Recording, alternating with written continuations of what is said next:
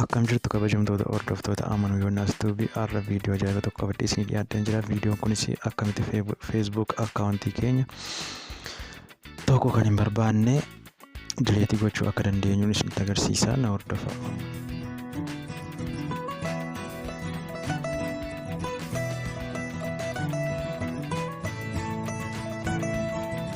Amma kallattumaan gara qophiitti isin dabarsaa. Laayitii keenya seennaa. Obsaan eeguu qabna konnekshinii keenya badaa waan hin taane. Erga akkasittiin seennee booddee asii fakkeenyaaf asii sararri sadii wayii ni argama. Isinitti agarsiisuuf sarara kanaa jechuudha.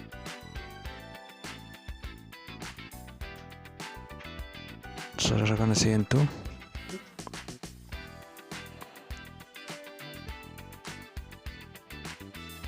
ergi seentanii booddee asii seetingii kana seentu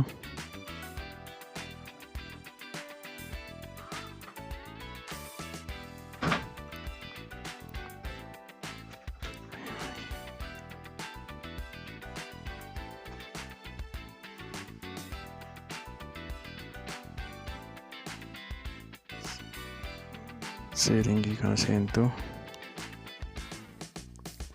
ergi seetingii sana seentanii akkaawuntii keessan akkasittiin isinii bana.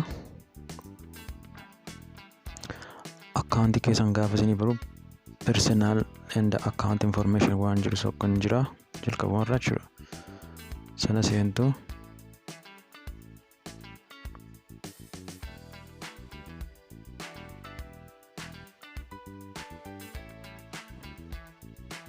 bifa suuraa asitti agarsiisuudhaaf obsaan eeggattu asitti tokkoffaarratti sarara akkaataa kan biraa waan barbaaduu fi lammaffaarratti seetingii kana erga akkasitti personal information kan jiru kana